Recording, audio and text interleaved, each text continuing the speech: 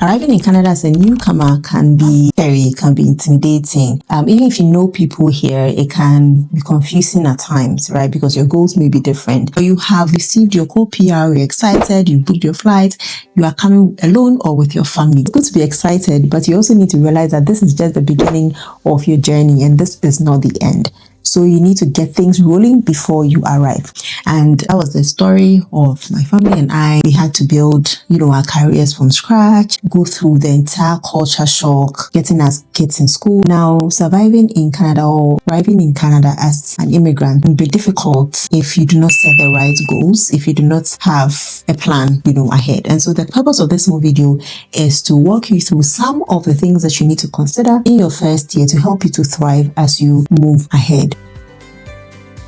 Now, a disclaimer here, I'm not a financial advisor. I am not an immigration consultant. Now, everything I'm going to discuss here is based on my first 90 days in Canada guide, which is compact and more detailed. A guide I've made just for you. You can get it. The link will be in the description or in the pinned comment. Now, before you even start your journey, you need to have a plan. We speak to a lot of people and they really do not have a plan.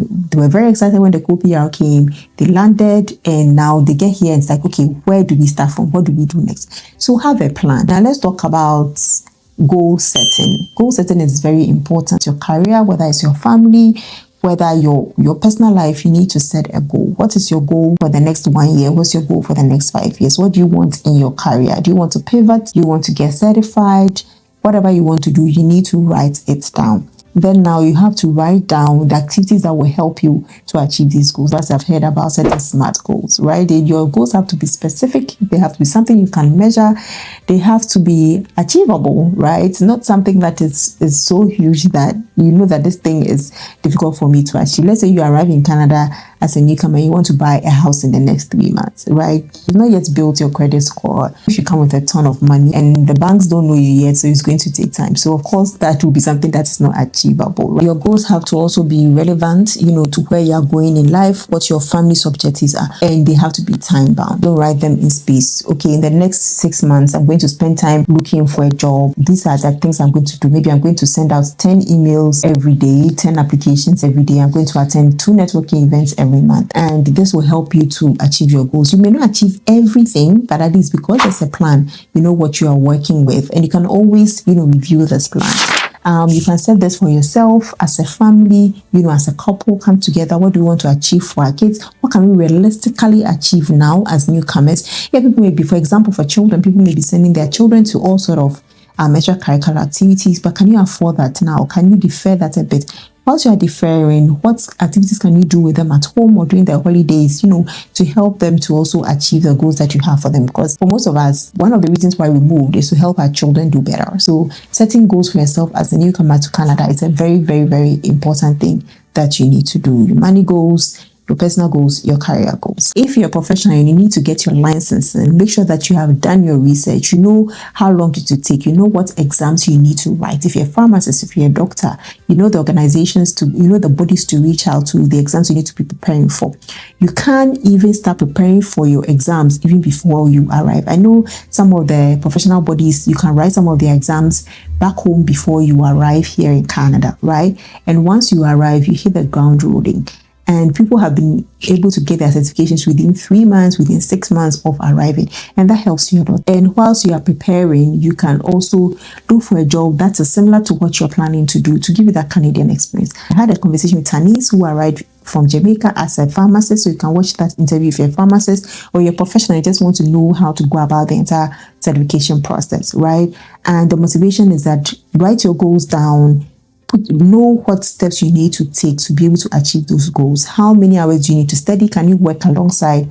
All those things matter. Now, regarding your job search, as a Christian, I cannot go without saying the importance of prayer, right? So it's a lot of prayer, it's a lot of grace, but I also need to put in the work. Now, when you're putting the work and the jobs are not coming, it can be very frustrating and it's a lot of work. What you can do is that during that time, you can be volunteering. If your bills are getting too much for you and you feel the need to get into, what we term as a survival job, that is valid. because your bills need to be paid.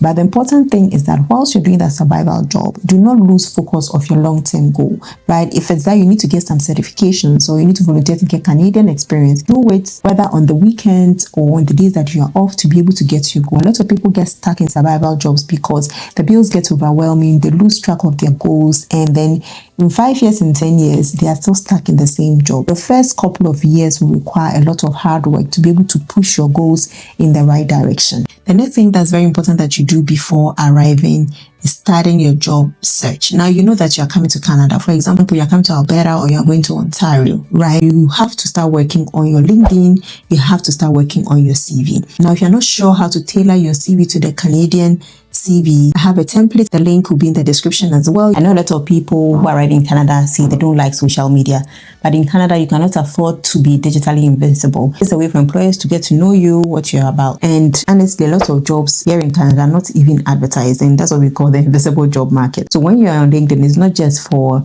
being their sake or just for posting, but for networking and for finding jobs. Now, what you do is that on LinkedIn, you make sure you have a professional profile photo. Make sure that your headline talks about exactly what you do. Use keywords that are used in the jobs that you're looking for. So for example, I'm a growth marketer, so I'm going to put growth marketing.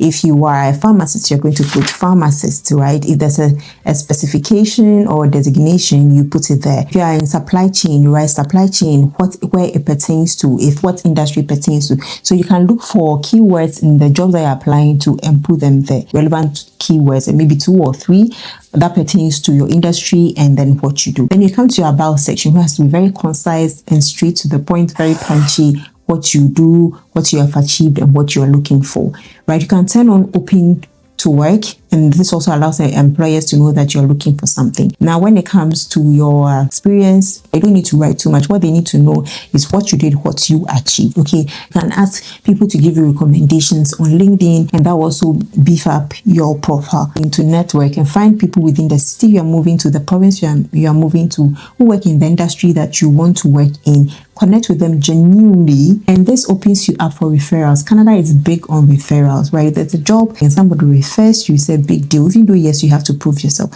So all this gives you opportunity even for volunteering, right? We talk about the Canadian experience, which is a big limiting factor for a lot of newcomers who are arriving. But if you're able to do volunteering and all that, it really does help.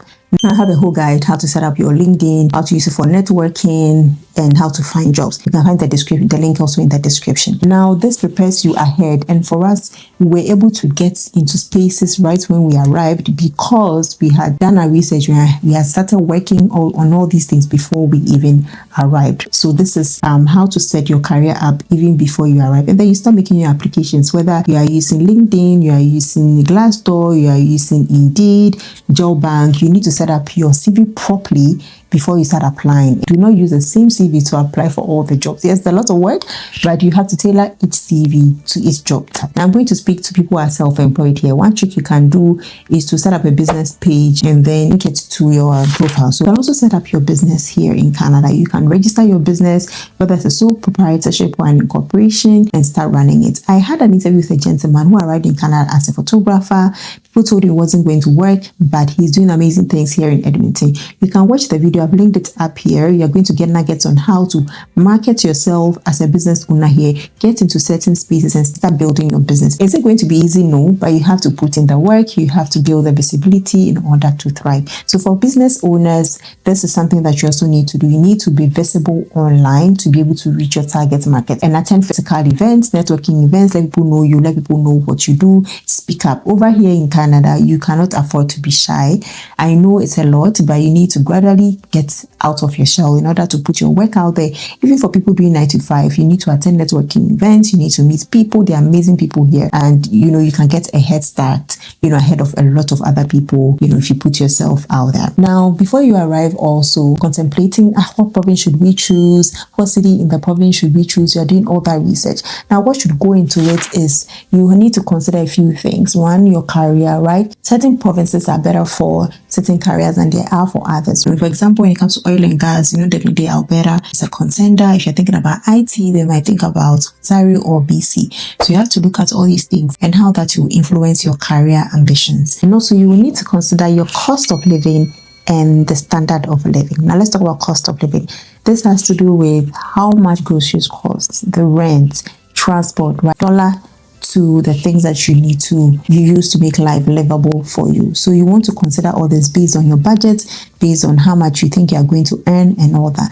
Now let's talk about the standard of living. You may be earning more in a city, but maybe you do not have access to doctors, there are no parks, places for you to quietly raise a family. Maybe for you what is important is able to walk in parks, being safe, having access to a lot of doctors, having malls around you. So you should be able to balance your cost of living with your standard of living. You may be living in a place that is cheaper, housing is cheaper, rent is cheaper, but you may not have things that are very important to you, like theaters or unity schools and all that. So you need to research all that to be able to make the right decisions. As a financial advisor, so this is based on my personal experience and my experience with my family. Once you arrive in Canada and you open your bank account, there are several banks that offer newcomer programs. You can find all this listed in my today guide, all the programs that they offer and what will work best for you. You can apply to them.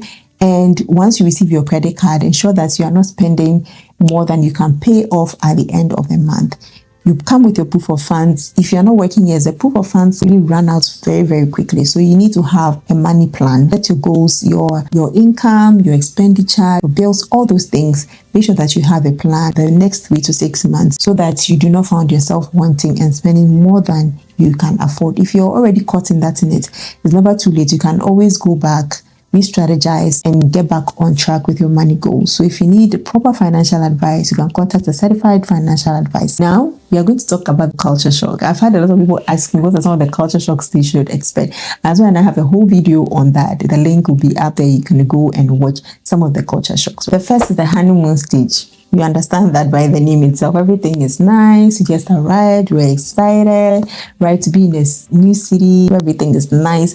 Especially when you arrive in spring or summer, it's so nice. And you are super, super excited to be here. And now the next stage is the frustration stage. That's when reality sets in. The honeymoon is over. You realize that you're not here on holiday, and so things become, the reality sets in. You're looking for a job. You're trying to get a driver's license.